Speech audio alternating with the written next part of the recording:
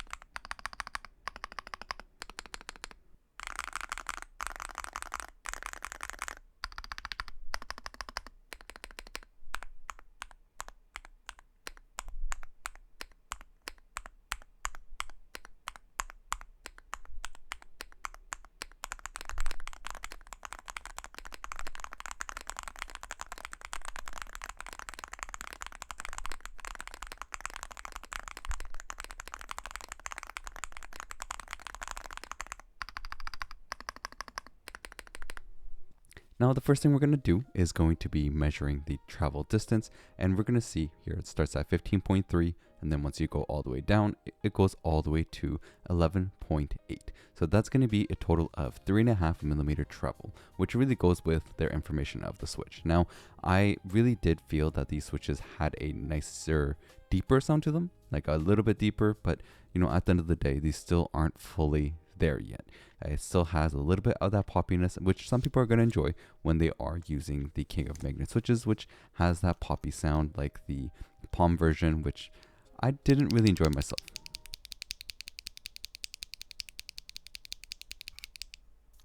So we're going to open up the switch now. Now you heard it there. It does have like a poppy sound to it, you know, even on its own, which that's kind of what the King of Magnet is. It's like a poppy sound, which they play around with in terms of the different materials and ways to make the sound different.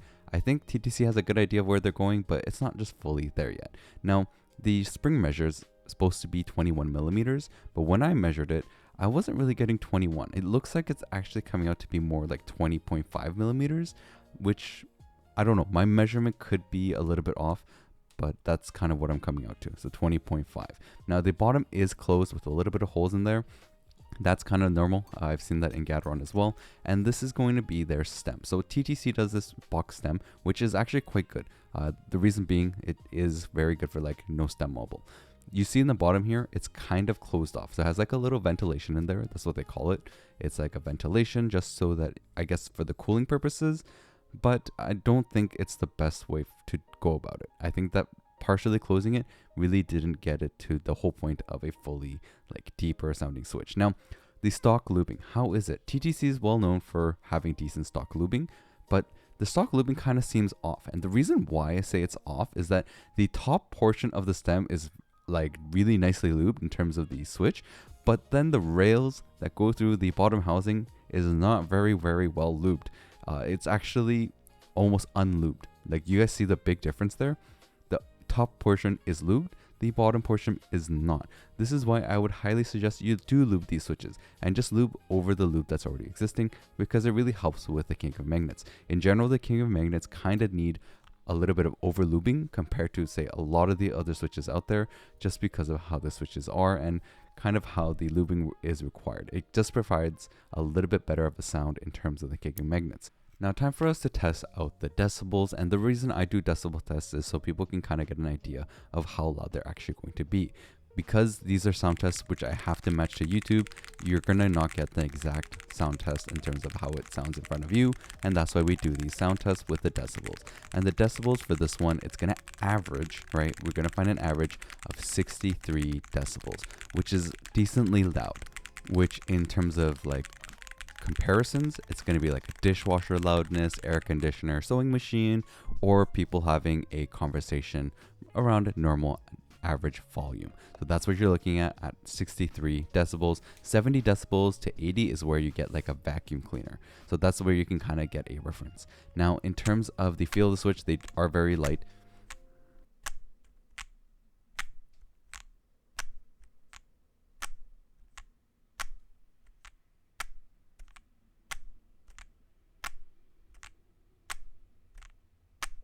And as you can hear, they do have a top out sound, which not a lot of people are going to enjoy. And this is the case for all Hall effect switches. So as you can see here with the top end of the switch, so before we press it down, you do get a little bit of that rattling, especially vertically, and then horizontally a little bit, but more vertically. Once you press the switch down though, this is so good for stem mobile. Like, you're getting 0 stem mobile with them, which is quite impressive. I really am impressed with how they do it, and I'm most likely going to be using the same kind of stem look because of that stem mobile, where I want to make sure that you guys aren't getting any stem mobile, but hopefully we can also fix that top side.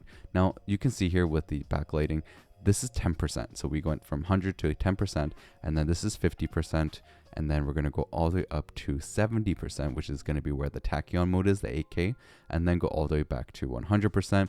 The switch is decently bright, and they're very good for lighting because they're not going to be affecting the colors that you choose, but they aren't the brightest Hall effect switches. That's something that I was finding interesting, because I would have thought they were because of how the transparent top is, but no, this one has a little bit of a dimmer color or lighting in terms of how bright it can be compared to like the UR Ice Extremes or the Ultras. Now, this is my spreadsheet. So I did make some updates. I added the Geon Raw, added the Outlapse tie switch, and this is where you can kind of get an idea of where a switch will land. So this one is more on the deeper poppy side, and please keep in mind that my measurements isn't perfect. Like, I'm using just my Shure SM7B to record using Audacity, and then getting a reference point. So this number isn't going to be the exact thing. When you actually do a bunch of sound tests with Audacity and you plot it out, it actually has many sections. I just look at it and try to get a good, decent average point in the middle where I can give you guys a reference to choose from. So keep in mind where you're looking at, and you'll see here where the TTC is like on the deeper poppy side, but it's still not fully on the thocky side compared to some other stuff. Now, overall, I do think the TTC Flip is actually a very decent switch.